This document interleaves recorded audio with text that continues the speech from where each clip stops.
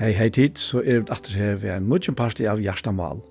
Og vi Anja Hansen som teker opp og redigerer, Ronny Pettersson som teker seg Leonon, Paul Fære og jeg selv, Daniel Adol Jakobsen. Vi hjertelig velkommen til henda parten av Gjerstamal, og jeg får spørre Paul hva du hånden ligger av Gjerstad i det. Det i samband vi jobb i kapittel 2 i fjøret. Da har en svære jobb. Ja. Det stender ta svære jobb herren og sier. Jeg vet at du kan alt. Og at anskjøy du setter der 4 til å gjøre litt at uten. Hvor han som vi skila løse, mye råtut. Jeg måtte si, jeg har tått som det, og jeg skilte ikke. Hun tar i hver mer og underfullt. Og som vi fæta ikke. Men hør nå, så skal jeg tale, jeg skal spørre til, og du skal lære meg. Så kan du lese. Ja. Og gjør det, ja. Og ikke utan til å tøyentene så at jeg har hørt om det, men nå hever jeg mot seg til. Jeg tar ikke til alt atter og enkre ut oste og øske. Men etter at Herren har tale hese år vi jobb, sier Herren vi Elifas temanitt, Vreiemoen tendra måte tær og bavon vindmånen tøynon, tøy tid hava ikkje til alle rett om meg, en så tjenare moen jobb. Tætje tikkum tøy skjei tarvar og skjei vekkrar, færre til jobb, tjenare moen, og offret her som brenner offer 4 tikkun, og jobb tjenare moen skal bia 4 tikkun. Ongan utan han bøn høyrige, så jeg let ikke vannlukk og ramatikkun, til tid hava ikkje til alle rett om meg, eins og tjenare min jobb. Ja, det grunnen til som kommer her i enden av jobbspøk. Ja. Og vi leser i begynnelsen her om hvordan Satan stod framfor god, og han viser henne jobb, hvordan rett han lever og alt det her som han får rås for, ja. Og så det han sier vi han at alt som vi overgjever leter han for løs ut, ja. Tror jeg at han her var nekka, jeg har jo vokst om det, men jeg har ikke klart at jeg vet akkurat kvært og hvordan jeg har en arbeid, ja. Hvor han skulle egentlig få han å bygge for hessen vimmålen og kjasser. Og han vil jo ikke han høyre han bygge for dem, uten jobb. Helt også om det.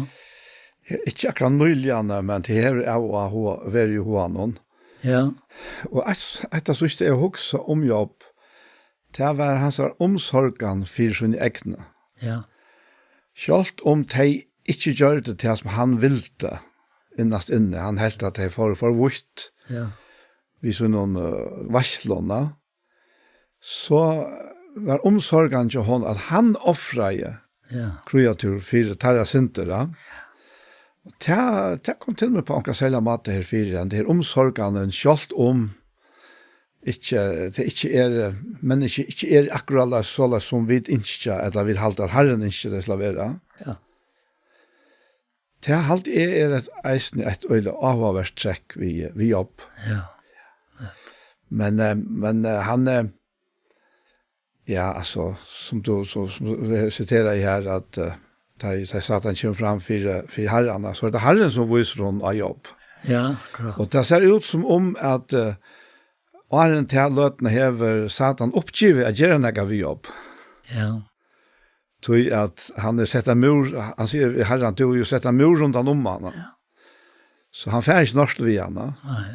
Men då det så Herren gjør honom løyve til nesta via, men ikke teka løyve jo. Og her kommer jeg hva vært fram og tog sambanden her. Ja, det er øyla kjalt som søva. Ja, øyla kjalt. Og det har sagt at jobbsbok eldsta bok i Bibelen. Ja. Ja, det har det sagt. Ja. Så, men det var et annet som jeg skal huske om i samband vi jobb, det Jeg halte til i, ja, jeg setter meg til, altså, ja, jobb nøytjan, 25, og vi kjenner hvordan disse vinnene kommet, han heter alla ringkast, og i stedet for å være til trost, så akkurat tar han, da. Og så at han skilt av øtlen sjølver, og det var herren som straffet han, og det var, ja, som man sier, at han las man sjølver her rett, da. Men jobb, han motar alla tøyna. Men så sier han nøkker, her som ja, faktisk beinleis profetisk, da. Ja. Og det han tåsar faktisk om Jesus, og han nevner han ved navnet. Han sier, men jeg vet at løsnare min liver, og som min søste skal han stuja fram og adosten hon. Og det peker beint fram til at Jesus vil føtter, da. At God vil åpenbære i holdt det. Og så sier han at ta i henta homoen borstertard, skal jeg utholde min og skoa god. Han som skal skoa mer til gåa, for jeg og min skal jeg suttje han, ikke som fremmande. Etter tog tror jeg innast inne. Ja. Så, ja, det Jobb en særlig personer. Ja. Nå, jeg visste at det for ikke var øye sør. Jeg nevner David til det som jeg gjerne vil på at jeg sier alt det som tog. Som tog jeg vil lyse der til selv, da. Ja, det nekka så en lesejobb, men han kommer fram i hoan av hva, Ja. som jeg nevnte, ja. Men kjalt om jobb og i egen av Satan var Ja. så mye fullkommen at Satan skilte at Herren var til han, Ja. så var jobb ikke fullkommen helter. Det det som er den siste kapitlen, at nå ser han til at han hever helt ikke tala rett om Herren, Nei. men han innrømmer det. Ja, det det som så verk. Ja, Ja. men helt ikke før en Herren selv har tala vi han om. Ja, men det ikke det som henter tjokk om det, eller ikke minner dere Jo, at det ikke så rett som et halvt opp med være. jo. Det en øyelig sint, det her at nu klarer jeg det godt, altså. Det var, Ja. ja, Ja, jeg tykker at vi uverleggende øtl her, ja, inntil anden visrock nå. ja, det alltid det, ja.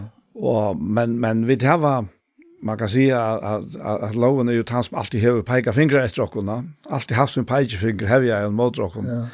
Inntil peikefinger ble nevnt av krossen, da Jesus ble, Ja, ta var han ikke makt langere. nei, Men vi tar ja, vi lukkar som litt i midten her, at vi fotla av fordøming, selvfordøming, ja, etla fotla selvrettvise. ja, det, ja. Ja, Og begge lukkar ring, kan man säga. ja, selv, Først at du hever nekka vi herrene gjør. ja, slett ikke. Selvfordøming ikke petter flere enn selvrettvise. Nettopp, ja. Men det som alltid så helt enn standard, det ble mindre at det akkurat som jeg leser av nett nå, helt over Facebook. Og det ble så livet for meg her til at jeg tårer å sutja meg sjølvan i det. Ja, Sammen med Jesus. ja. Ja, Så han fotra av nøye og gøske, ja. Og han bare ute på å få det beste fram i okken, få seg sjølvan fram i okken, ja. nettopp, ja. At det en standhand. Jeg husker også om det som jeg alltid har nevnt av etter filmen. At det i første Jansa brev, jo. Kapitel 2, ja. Det tar han tossar om. Skulle jeg høre fram til det. Ja, 2-1 alt, ja, det du også om. Ja. Ja. Badmoine sier han her i vers 8. Ja, dette skriver jeg til om 4 tidsskoler. Ikke sint. Ja. Men om man sinter så har vi tatt man seg affæren om. Jesus Kristus sin rattvis. Så sier han det her, at han bød for synder okker. Og ikke bare for okkara, men også for synder alt som syns. Ja. Det spør jeg versene, altså. At han bød for. Ja. Og nå vi at han for. At han var Jesus hei veri og hei ordne alt. Ja. Og det som jobb sa framtid. Ja, akkurat. Til. Ja. Det her var fra kvørsen og vinkle seta sammen. Ja, akkurat det samme. Ja. Bara till jobb han hukte fram efter med han Johannes han kunde hitcha aträtt. Ja, nett. Så tatt och på alluga att han själv har ju egna vittne. Ja. Ja, det är en standard alltså Ja. att ja. Tillägna sig då. Ja. Och han skriver också med till och tittar ska vara tjej ja till det är inte något på jag skriver till men gammalt på. Nu tar jag på jobba. Ja. Som tid har haft fråga. Ett gamla bojer året och i vid år. Och det var det nytt på. Jag skriver tecken. Och det satt i honom och i tecken. Det kommer alltså en slag stävfästning alltså. Så i myskre vikor han. Först och ett sannolikt skoine långt. Han säger sig vara och i levsen och hatar bröversyn. Det myskren och han och älskar bröversyn. För det är inte i levsen och i honom inte avstått. Alltså det är bara så. Harmonien är så gåvor.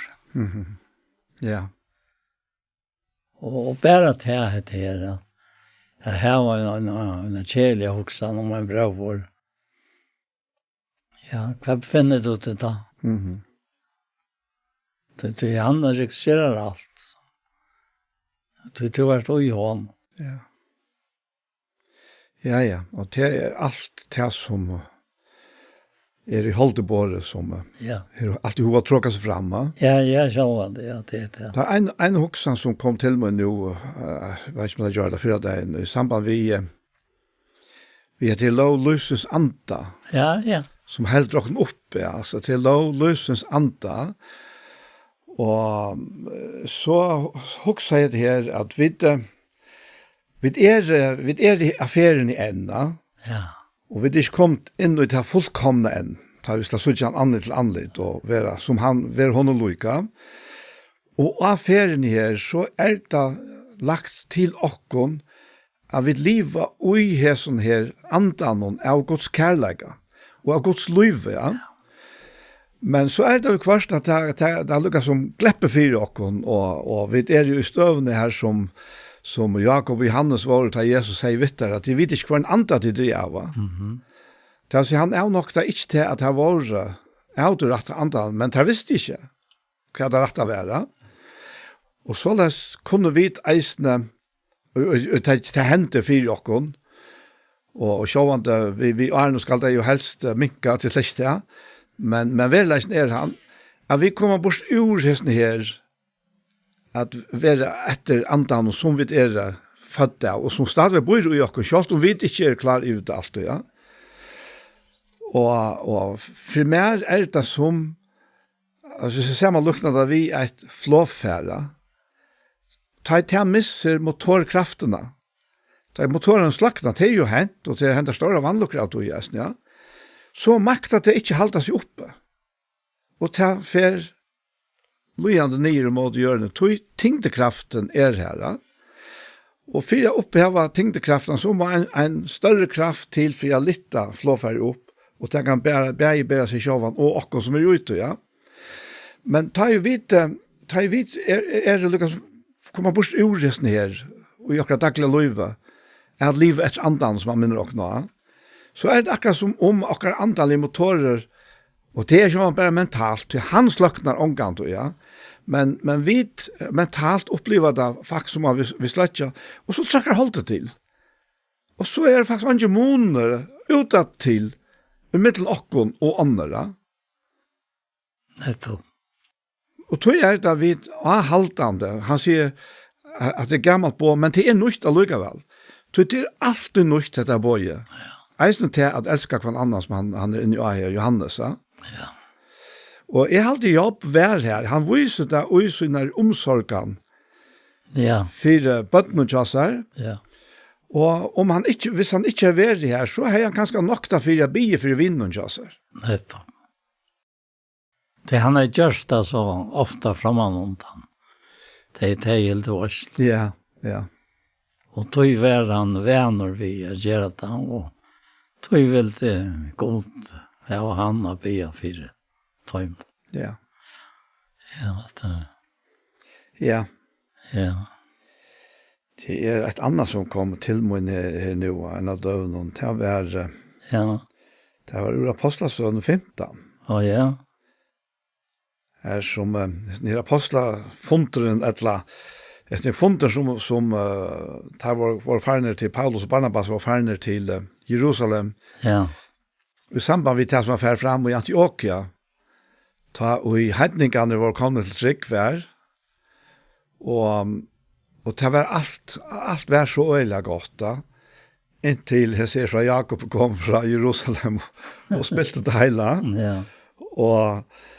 Och det blev en sån neighborstyrelse till Jakob var inte kvar som helst. Da. Och så här vill det ha att hedningen tar skulle bli götare. Annars talte inte vi ut herra vera. Och detta måste uppklaras och det kommer så till Jerusalem och kalla apostlarna samman här. Och här var så eisnet, den näkare av flotje farserer som var kommet til trunna rast og så satt det her, eia være omskårende for å bo om å halda Moselova.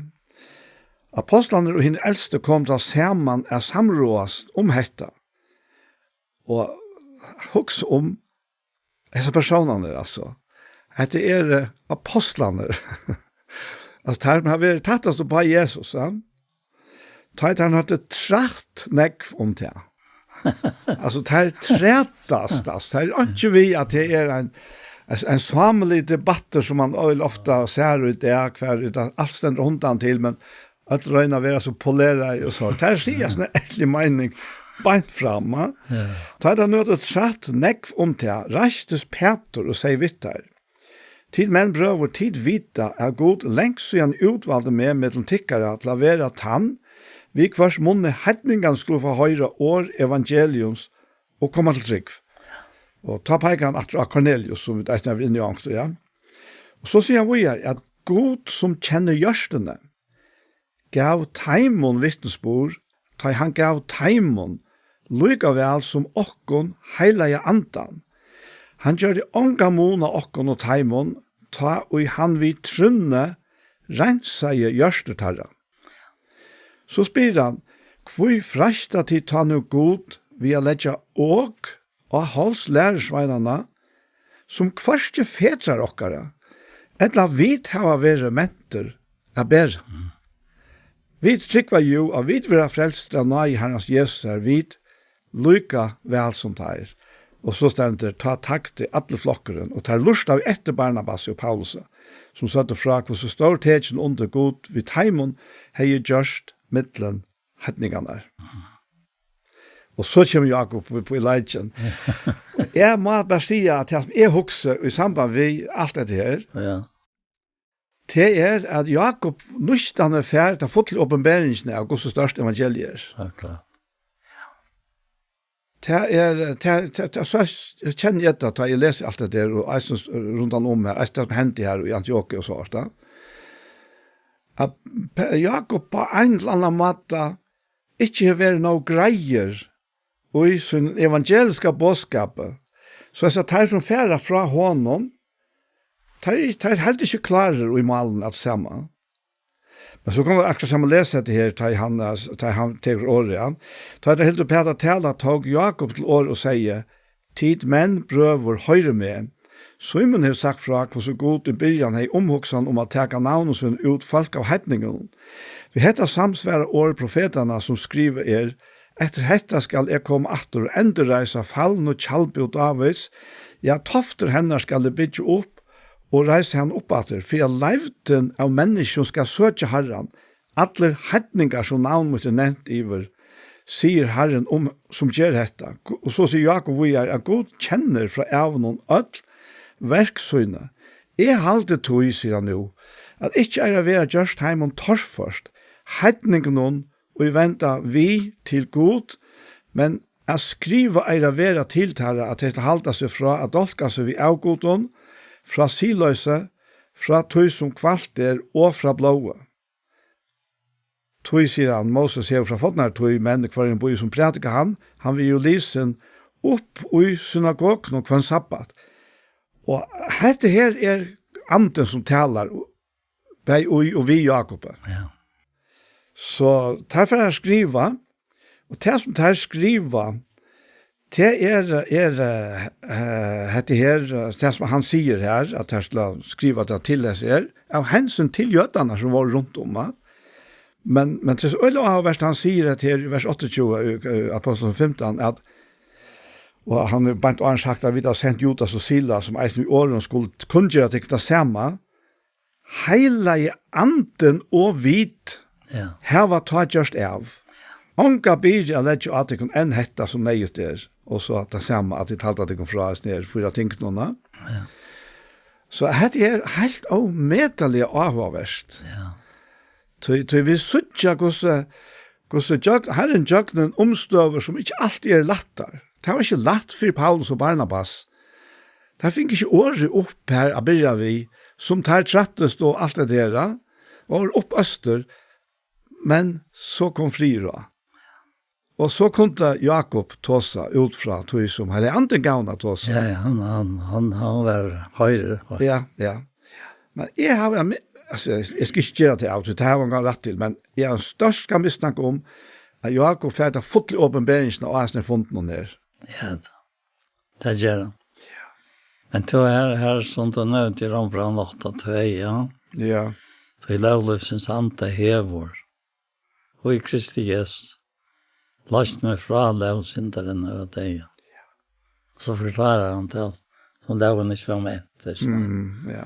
Men det til fremre vers i røysen, så et av vers 8 i røysen, som vetlig og verk. Så det var ikke fordøming for deg som i Kristi Jesus. Til lovløsens ante hevor, og i Kristi Jesus, lagt meg fra lovsynderen over deg. Ja. Jag har också talat ut från att eisne. Så inte bara myndna firmar. Akkurat sammanlukna vi hade flåfärre. Han säger till lovlösens anta hever och i Kristi Jesus är lagt med från lov syndare när det är. Ja. Och här kunde man ta så om en era kraft som och i flåfärden har lagt med från tingtelån. Ja. Det är lukka som mynden på det som han säger här. Ja. Og tog det han så uppfordrar til livet etter andan og lät det her løskraften halta det kan oppe. Akkurat, ja. Det jag säger det som loven ikke var med. Ja. Att göra vi då och var måttlösa och halten. Det gör det gott. Då han sände sån sin. Lykan sände han halt. Och för sent och de följde sent i allt. Och för att det som loven kravte skulle vara fullgjort og i åkken, som ikke lever etter alt noen, men etter andre. Ja. Det er bare så ommetelig uttakkende, altså. Det du setter nye stedland og hokser det som anden hokser. Ja. Hokser det som Herren hokser. Det lovgjevande, ja. Ja, det ommetelig lovgjevande, og i morgen innenfor så kom det framför mig här att Herren anden. Och att vi som vi ankom för anlit någon aspektlat torkos. Och vi var ombrott till så moment från torrt som Herren och i rand. Och så i 4 kapitlet i 17 Korinthbrev. Första vers tar vi hessa tjänast som är så smöt. Ja. Alltså det fyller så väl vi. Det som skal fyllt av i texten. Ja. Ja. Det ju avmätelig lätt att missa måte om man ska läta det gamla systemet släpper ro alltså. Vi som bovon och förbovon och allt det. Ja. Tjänas av dig som han omtalar här i 3 kapitlet. Nettopp. Men han sier Tøymesavic mot, tog jeg vidt hava hese her. Ja, vad säger. Rattvises tennastna. Jag sa att då arbetade jag att vi var halt. Alltså jag 6,5 år. Det andra kom hem ur Sverige. Han så slån. Han fyllde 3 år i februar månad. Och vi runt och mala i näsar innan. Jävla penta, han ekvement och fick det livet. Och han visste inte om näka alltså. Så han fyllde 3 år och så ville vi vara till att lea, no? Och med han i arbetet på att det är morgon ta. Det blev det så öjla klart för mig. Akkurat att det här kostar 4 hälse. Vi hus ner antaliga och i Löjvåkar. Och bland så rörde det att igen. Att det var så väl vi på att andra stånd skulle uppleva några glädje. Han är väl nere för en prestasjonen, så han fick inte tala till att rötten hon var så god som hon skulle, ja. Och jag skrev henne, vi stod väl säga också, men det låt ett och så kunde du bara teach det nu. Ja. Ja, alltså jag också först tankarna om han blev friskare, men det måste ha blivit till att han blev frisk. Ja, 6 år jag är bara 2 år gammal, inte en gång. Det är helt andra gammalt här i februari 6 år. Ja. Och Andrew är en personlighet som är minst mest till från mötena i Ebenezer. Ja. Han var pura frisk. Ja. Pura frisk. Ja. Han bor så Thomas Tonka konst. Hultrafors. Ja. Han är säkert eisen last att bruka rötterna. Ja, han har säkert finns ju vänjning alltså. Ja. Det är också vi, ja. Det är också nu bestämt för jag just nu alltså. Ja. Han finns ju goda vänjning. Ja, han var ett ädelt människa. Helt otroligt alltså. Det kiler och jag någon bara. Hur han bär sig. Ja. Fotlar omsorgarna nästan. Ja. Det är så minst igen och Ja. Ja, och jag var funkat där som han fyllt 45. Ja. Det är så väldigt februari. Jag menar av 19 februari, men det tror jag inte. Ja, 19. Och ta jink Anna, Abbadransare Anna Slån, som vi kallar henne ta. Ja.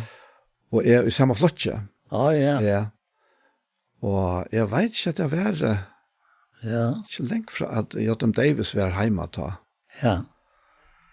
Och vi alltså ur tøyman halvtid, alltså och vi fick att jag antro. Ja. Hemma tja William. Okej. Ja. Ja, han alltså det sitter väl och i. Det så var det 19 juni 41, tar han fyllt 45. Ja, passar, ja. Ja. Så ja. Ta har vi helt den gamla mannen där. Nettopp.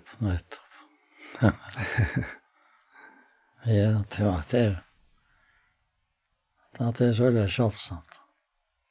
Det man fär om ändan och kostar ända av lyset. Det har jag ju också om alltså. Akta efter kostar ända av lyset. Och efter fyllt så tryggt har. Akkurat, ja. Och det är just det vi är inne i. Ja. Tryggven, alltså bäst tryggven av Jesu blod. Lösa kan hjärta som löj. Och löj ett ävet löj. Djeva där Jesus kan öjna. Löj och i överflöd. Är det hans blod i löj. Ja. Så skillande. Ja. Så är hon vetaliga skillande. Det är helt säkert. Och gott. Det kan slätt vara bättre. Ja. Ja, det är att det är ur Braun 8, att det är vi att lovlös ante hever och i Kristi Jesu lost med fra lovsyndaren av dejas, Det som loven ikke var ment å gjøre, vi til at hun var måttleis Ja. av holden. Det betyr at hun fikk han ikke gjørst. Nei, jeg fikk kanskje Det var ikke galt ved loven, det har vi inne i kapitlet framan undan, men ja. hun fikk han ikke gjørst. Det gjør jo godt, da han sendte så lykken synd i holde, og fire synd, og de felte syndene i holden, fire er det som loven kravte, skulle være fullgjørst ui okkon, Ja. som ikke livet etter holden, men etter andanen. Akkurat. Og til vi andanen at lovgods være fullgjørt ui okkon, Ja. Ja. være her. Ja. Det er ikke, altså, det er ikke hva man hører til, eller hva etikett man hever. Og at det blir så veldig personligt, reisende. Det er så en standant det at jeg drev fram og en så løt som hes. Og han lyser reisende her, vi er her, hvordan måneden er av holden og andanen. Altså, det er som etter holden er, Ja. tro etter tog som holden er, Ja.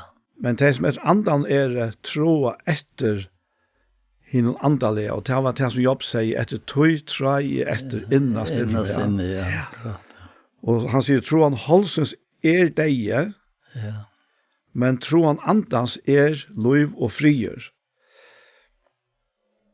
Og Louise vi er her, at tro han holdsens er fortjenskap mot gode. Det gjøres jo ikke underlov god, så kan han ikke gjøre det.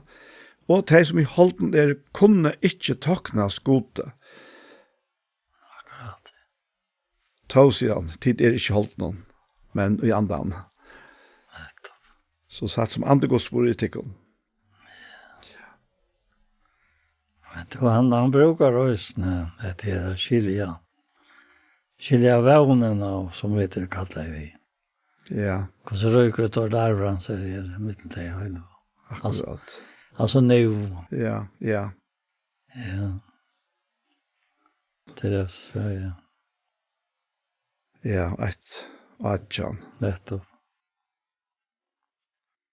Ja, jag upplyser i hjärtatäckarna ständigt så hvis vi får alle vers, så sørger vi til sammenheng, hvis vi leser det.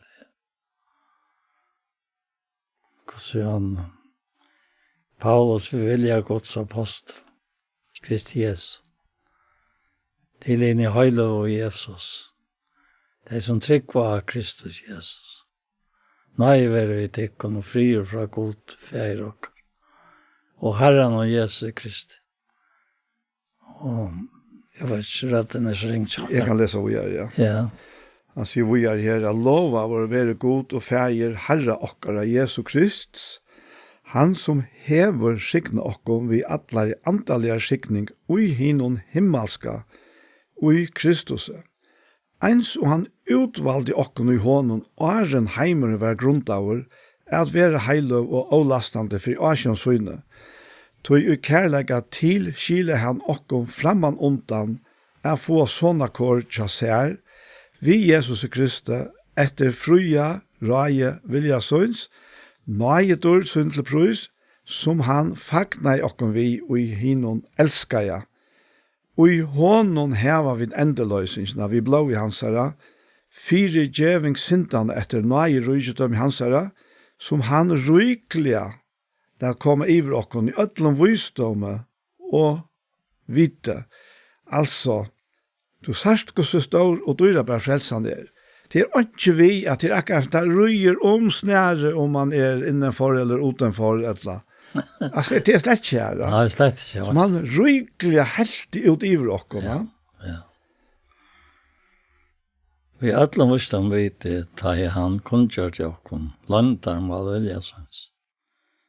Etter fruja rai så inn som man hei tidskja seg sjálfum om hushalt i fytling tøyana at han atter skulle savna alt til åkt og i Kristus det som i himlen er og det som er jorden er og i hånden har vi døysene finnes i arvalot vi er ikke framman ondan vi har atla til han etter tog han hei sett seg fyr, som virkar alt etter fruja vilja så inn hon, etter rai så inn. För jag vet skulle vara stort ansvar till pröjs. Vi som framanontan och sett väl några till Kristus. Och i honom är våsne tid, ta i tid, hårt och årshandläggans. Evangelium frälsåkara. Jag i honom häva våsne tid. Ta i tid, vår och kom till trygg. Finns till insikt i höjlig antan, som lovar. Han som är panteren och arvåkare. Att åknar för cancer ska vara enterlöj stort ansvar till pröjs. Han blev vi. Ja, att det Det var inte nämnt, ja. alltså här tja Victor har sett några punktum in i texten. Ja. Men i texten tja Dahl är nästan bara ett punktum. Ja. Ikke nek mer, det är en sammanhängande texter. Ja. Så öla lite jag sa någon. Och det är så han är så fotler av lovprysan. Ja. Och trångt efter att släppa att upplysa. Akkurat, ja. Gå så störst och dorsta heller. Ja. Nett. Ja. Och så är det väl känt det här som vi då ofta är inne och ta han bier. Han sier så igjen, jeg fikk høyre om tryggtikkere Herren Jesus og kærleika tikkere til ødlin heilov. Her er han atter inne av det samme som Johannes er i øren kapittel som vi la oss i Johannia. Om kærleika til inn i heilov. Her er det ikke helt opphet at takka fyrir tikkun. Ta og i minnestikkun og i bønnemunnen. Og han bier at god Herre okkara, Jesu Krist, feir dørdarinnar, skal gjeva tikkun anda visdoms og åpenberingar til kunnskap om seg og opplysa ei og hjärsta tikkara til å skilja vånene og han hever kalla tikkun til, kvose ryker og dørd arver hans er mittel heilove, og kvose og metalja stor kraft hans er og okkon som tryggva, såleis som veldja styrke hansara virkar, som han visste i Kristus at han reiste han opp fra en og deg og sette han vid høyre håndsyn i himmelen, høgt iver alle tingene, alle myndelager, alt vald og herredømme, og hvert navn er nevnt ver, ikke bare til heseverden, men eisen jo inn i kommande. Alt leie han under føtter hans, eller alt leie feiren under føtterne til sonnen, og gav samkomne han som høtt iver ødlån. Henne som er likam hans er fyllt av honom og fyller alt i ødlån. Så det er han her fyllingen som er det ikke mannen på. Det sutja vi eisne i evangeliet da Jesus gjør lyktelse om vinne og skinnsetsner, vinnsetsner eller skinnsetsner. Og vi er uilat, ja. Og han er og hever fytlingsene. Og vi tog lyktelsen her, om jeg ser fytlingsene her, så tar han om at det her nødja vune som alle togene er liv ui, ja. Det er ikke kommet her til, og nå er det li og gjerra, og nå bare dana det borster. Nei, han sier at nødt vune må og nødja vunesetjer, tog annars spranger vune setjene, og bare parter for spittel. Ja. Så Det har seg hatt en vind på godsbaden, altså. ja, og samkomne eisen, ja. Ja, samkomne, og skapningen. Ja, Som det er Kristi. Det er noe skapning. akkurat, ja. Så det til din øynstakka liv, men her må alltid flauta. Det kan nå ut. Ja. Øysen er, altså. Det er det, ja. Det er nødja bøy, det er gamla bøy som alltid er nøyta, som han vi bryr vi her. Ja. Og vi akkurat daglig tilver vi jo vån vi formar. Altså, det er hvert eneste hus, så å si i førjen, det er bygd vi en kjattlare under. Og her vil jeg formar setter opp, og det er det, så jeg ser store formane som vi har fyllt opp alle på en gang. Men utan til fytlingsene, som vi tog for altså betonka, ja, men så kunne formene ikke brukes til å bygge noe. Men tar mot til, fyra halta på Akkurat. fyllingen inntil, og tog for noen inntil til statene. Ja. Men dette statene ikke. Dette blir vi av pressakene. Ja. Og det faktisk det var sikna ut, ja. Ja. Så vi kunde kanske haft samma tankar som Peter här uppe i fjällen här, att det är så gott att vi parkerar bara här. Ja. Ja, men det är Vi flyttar inte just det, ja. nettopp. Men här måste ur dörren uppe i fjällen och ner efter idealen till här som människorna var, här som troblagarna var, ja. Som Sankre säger, ja, nere i dalen Jesus. Ja, Färger vid här. Blommarna, här växer kältan friskare. det är omätliga signas. Og til at dette var lagt av dette planet her, gjør til at dette og i botten og grunn er tilgangelig for Ja. alle mennesker. Eia lot i verleggen og gjes ned.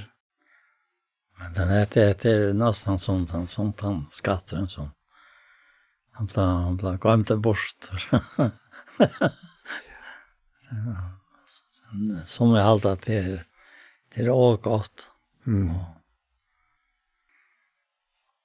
Det är ofta när i samtalen att man kan få öliga gåvan harmoni. Vi människor som vill släppa att vara torrtörd och vara lost från till dagliga sträven och alltså ströjden. Det är som jag halta liv så sträv, ja.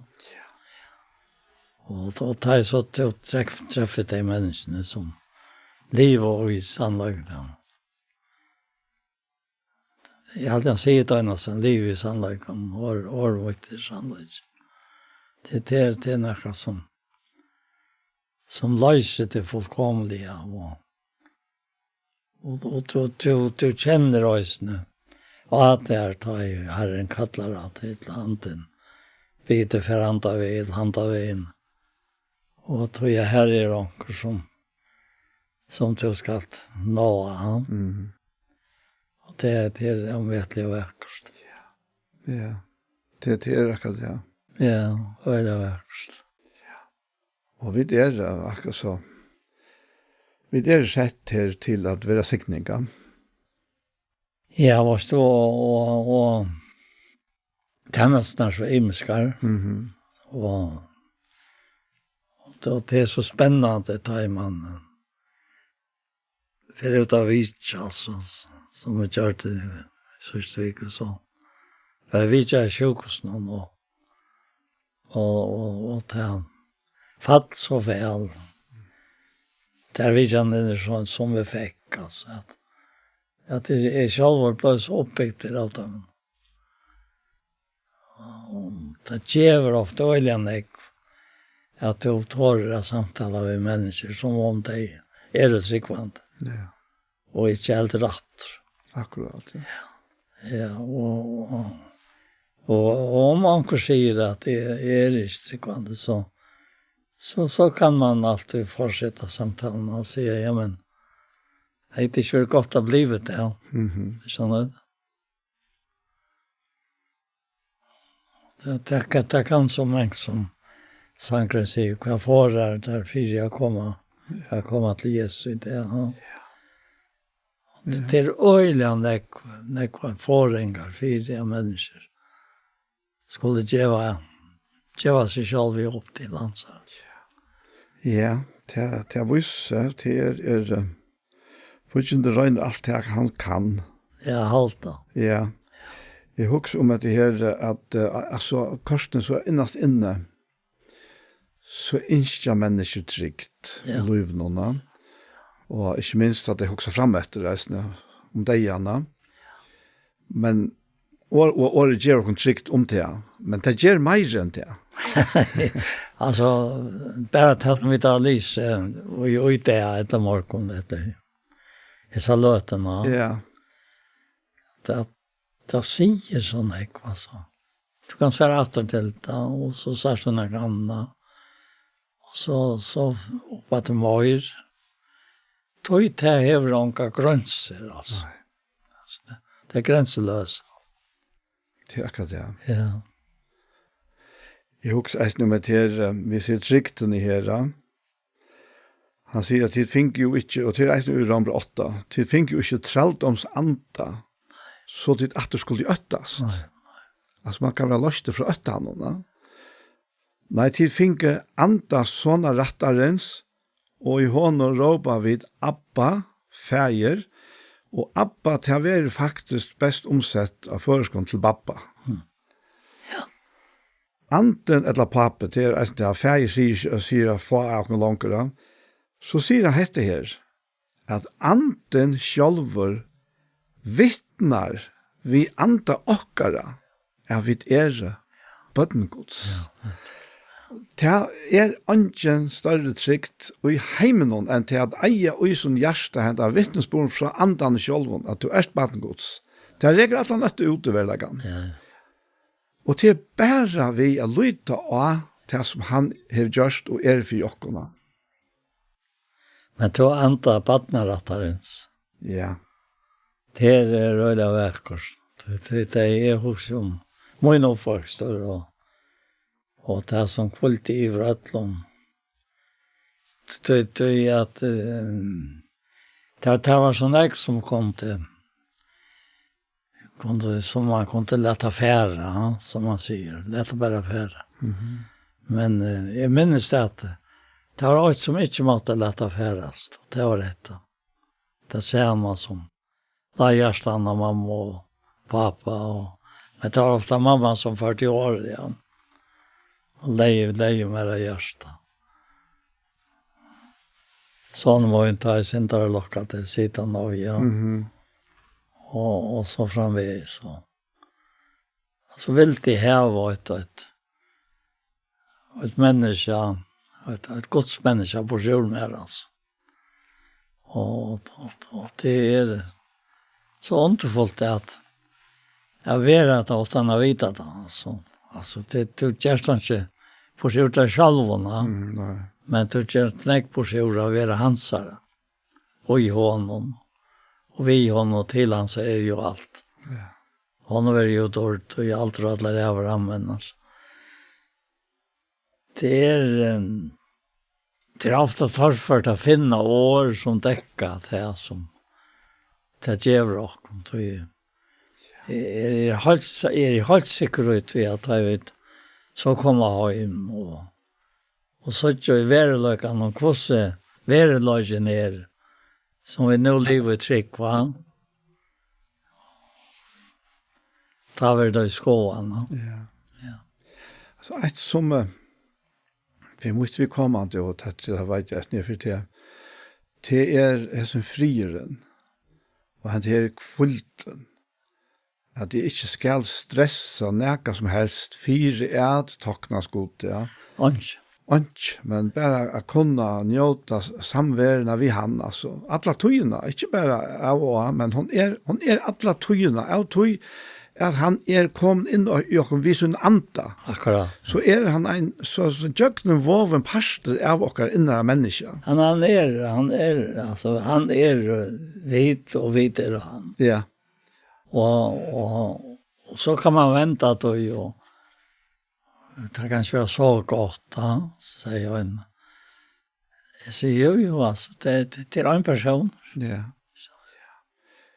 Jag har omgående själv varit avvarskare av kvartsrosträcka en mindre rosävnon. Men jag skiljer lärnon att en hövsgrund till att jag blev bunden av det som vittnesbörden Svein har varit. Jag har stått några firna såntna. Ja. Det är frieren som till löterna fylls vi att du släpper undan att det ser fördömningen som är ute där och blir friare ja. På imska matar ja. Men vi såg att vi hade anten kom och kvitson ja. Det var en vittlig jubel här mellan lärarsvännerna och samlade här så tar hela anten komma. Det som så kom utanfra och såg det här. Några time sier jag men att det är bara fotler, att det blir samman luktna vid han fyllskap som ruseren gjør, men det er ikke ruser. Det er avhaltende. Og så man det tar man kanskje tar det nylig i hent, så er kontrasten så omettelig større fra det gamla som man kjente, og så til at han nødja, tog hetta som han tåsar om og som atla, og meningen vi jokken atlon at hetta en konstante som ui jokken. Ikke vid svinka, ja, han svinkar omgant ui, han er konstanter ui jokken. Og han fordømer okken heller ikke, sjalt ikke ta i vi gjerra feil. Nei, slett. Han gjør det ikke. Han regner vi sin omsorgan av få okken at det her som eier vera. Og hva eier det vera? Jo, i kvult og i frie. Utan fordøming, ja. Så han lever alltid å be for oss. Ja, det er hans tjennast i det. Alltid å be for oss. Altså, han er utrøttelig. Han kan åka til møast. Nei. Det er så avfætlet hoksa seg her. Vi vet at alt det skapta, altså universet og alt det at det er helt det saman av en kraft. Og jeg vet ikke hvordan det er defineret av den klokke, men det er så løst. Det er en sammenhengskraft ut det skapta. Og hvis det ikke er her, så løst alt bare skjunter det. Jeg synes noe lika med alt, altså, men det er helt det samme. Og det er enda kanskje, ja, det er faktisk en veik mynd av til sammenhengskraft som er antallige er ui okken, og tjo okken. Og til her ui han innskjer av visla være kvilland, ja. Jeg synes det som vi låser her, Efesos brev 1, ja. Og han sier om hvordan han har sett han høgt i alle tikten og alt det her. Og i neste kapittel forteller han at vi er samme sted som han. Så vi er jo i hånden. Ja. Og altså, det er så avslappende og kvillende, ja. Og det som burde kanskje være ring samviska som burde plava, det er ikke. Det blir ikke på den måten. Det er ikke uittøy i menneskene. Nei, slett ikke. Så er det en øyelig synd, ikke at løyva seg at kvilla. Ja, man kan si at det er virkelig synd, altså. Det er det. Det er virkelig synd i mennesker som ikke kjenner og har tilåkna seg her. Men da er ikke på en måte etter å tilåkna seg, men tog at for mot vi kom da vi en sånn sannførende kraft og med at det var som å bli oppslukter av seg her. Nei. Oi, hånden. Oi, hånden, ja. Men vi eier det her. Og tog kan man tillegna seg det. Ja.